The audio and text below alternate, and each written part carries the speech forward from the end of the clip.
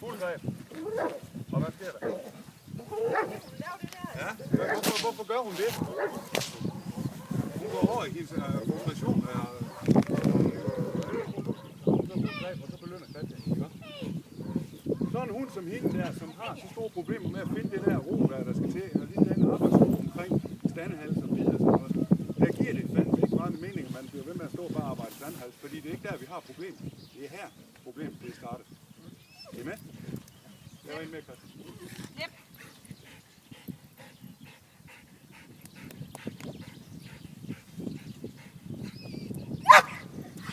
Og du får lydighed over. Se, hunden den falder ikke ned. Den bliver ved med at køre opad i tæpper. Ja, gå, Gurli. For at trække en hund ud af det der, så er der rigtig mange hundefører, der mener, at så skal man blive stående indtil man har den absolutte ro, der indtil den her verden der er mere forkert.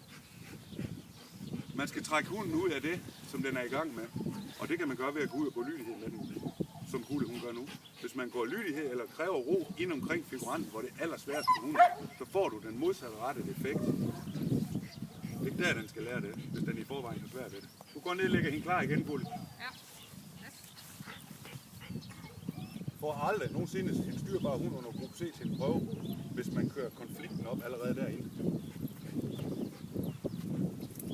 Plads. Fordi hun er lydig nok, ikke? Plads. Hun ved det ikke, når det er sådan, at hun er over i det mode der. Plads. Der får hun skyggelampe på, men også fordi hun har en eller anden forventning om, der sker et eller andet, ikke også?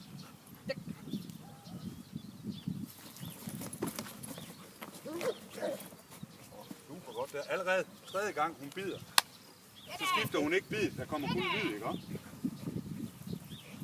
Flot, flot arbejde. Det er det, jeg siger, det er jo åndssvagt at få en dårlig score til en prøve, hvis det er det, vi arbejder mod. Fordi at man har sprunget det her over, ikke? Så giver jeg fedt i fanden for, at man kan få 5 point for standhalslægen. Hvis man misser den, så får man stadigvæk 95, ikke? Nej. Det er jo lidt der, vi snakker om at kæde, og den der kører op i dampen.